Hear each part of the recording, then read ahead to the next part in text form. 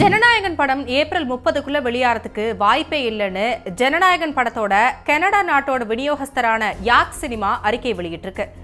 விஜயோட கடைசி படம்னு சொல்லப்படும் ஜனநாயகன் திரைப்படம் ஜனவரி மாசம் 9ஆம் தேதி பொங்கல் வெளியீடா இருக்கும்னு அறிவிக்கப்பட்ட நிலையில சென்சார் சான்று கிடைக்கிற விவகாரத்துல சிக்கல் ஏற்பட்டு இன்னைக்கு தேதி வர படம் ரிலீஸ் ஆகுறதுல பிரச்சனை நீடிச்சு வருது.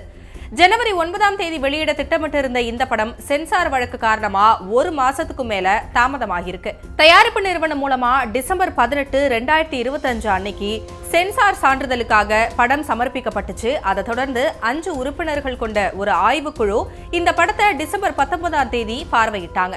இந்த படத்துல சில நீக்கங்கள் செய்யப்பட்டா UA16+ வழங்கப்படும்னு தெரிவிக்கப்பட்டதா சொல்லப்பட்டுச்சு.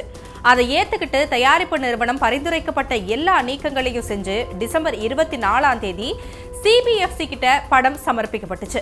அதை தொடர்ந்து படத்துக்கு UA சான்று வழங்கப்படும்னு தெரிவிக்கப்பட்ட நிலையில மறுபடியும் படம் மறு ஆய்வு கமிட்டிக்கு அனுப்பப்பட்டிருக்குன்னு சென்சார் போர்டு தெரிவிச்சதா சொல்லப்பட்டுச்சு. இதுக்கு காரணம் இந்த படத்துல இந்து மத உணர்வு புண்படுத்தப்பட்டிருக்கிறதாவும் தெரிவிக்கப்பட்டுச்சு. இதுக்கடுத்துதான் சென்சார் சான்று வேணும்னு கேட்டு நீதிமன்றத்துல வழக்கு போட்டாங்க தயாரிப்பு நிறுவனம். அதை தொடர்ந்து ஜனவரி 6ஆம் தேதி வழக்கு விசாரிச்ச நீதிபதி ஆஷா ஜனவரி 7 அன்னைக்கு எல்லா பதிவுகளையும் சமர்ப்பிக்கணும்னு சென்சார் போர்டுக்கு உத்தரவிட்டாங்க. அதன் பிறகு தயாரிப்பு நிறுவனம் மற்றும் சென்சார் போர்டு 2 தரப்பு வாதங்களையும் கேட்டு விசாரணையை ஜனவரி 9ஆம் தேதி அன்னைக்கு ஒத்தி வச்சது.